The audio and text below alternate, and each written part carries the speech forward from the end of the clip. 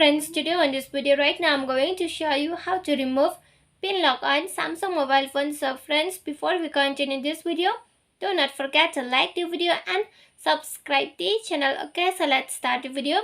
At first, what you need to do is that you have to move on setting. Then from here you can scroll down to lock screen option. So here is the lock screen. So click on lock screen. Then after that, what you need to do is that here is the screen lock type. So click on this screen lock type. Here you have to confirm the pin password that you have been set. Okay, then click on next after you have been confirmed. So if you want to remove this pin lock or screen lock, what you need to do is that here you are going to find the none option. Just click on here none. Then here your pin lock will be removed successfully from your mobile phone. Okay, you can remove it like that. So friends, if you love the video, do not forget to like the video, share the video and subscribe the channel, and thanks for watching.